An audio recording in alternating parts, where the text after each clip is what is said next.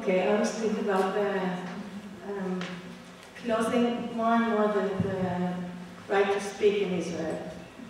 I think it starts many years ago, and just going back to 67, and sorry not for that. Even could you please present yourself?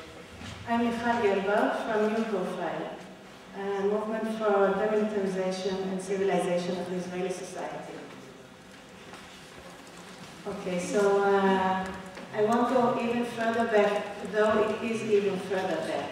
But I'll just start at some point.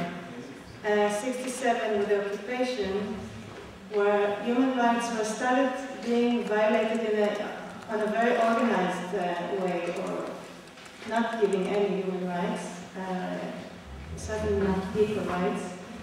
And the Israeli so-called democratic state, or the people of it, didn't say anything. They didn't raise their voice for anything.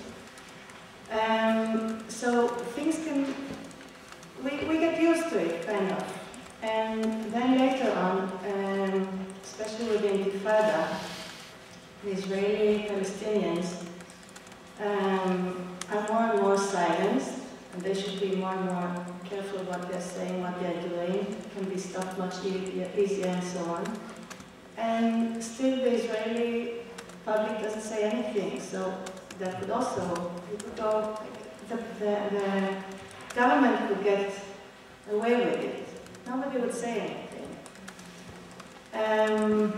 Of course, Gaza was much more extreme, and the Israeli public still silenced. I mean, there are voices, like New Profile and others, but they're not heard in the public. And when you go and demonstrate, it is totally ignored by the media, it's totally ignored by most people, and it's silenced. Then, about 1 year ago,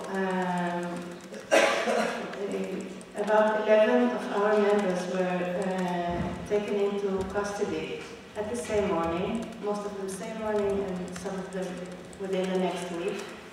It was very frightening for people. All their computers were confiscated from their homes, even the children's computers.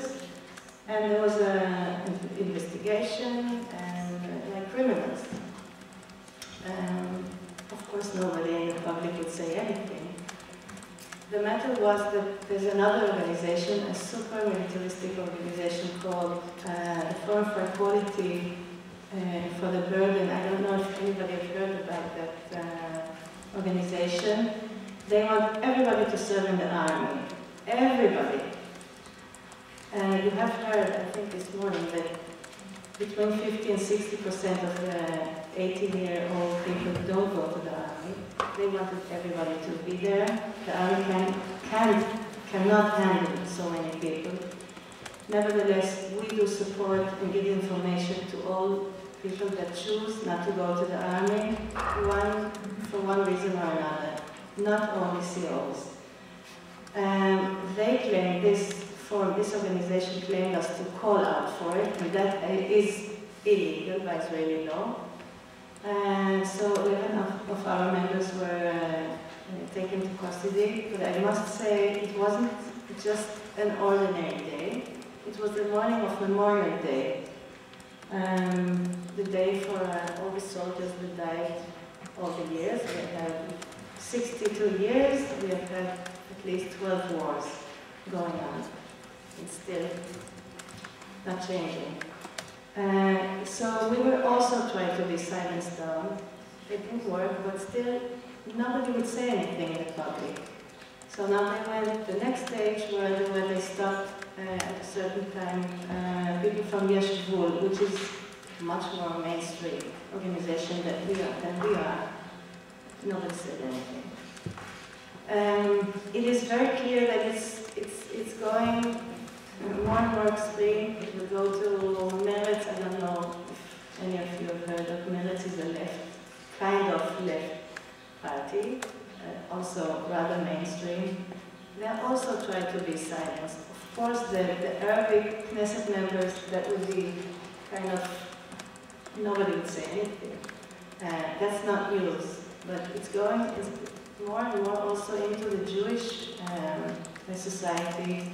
silencing people and silencing organizations.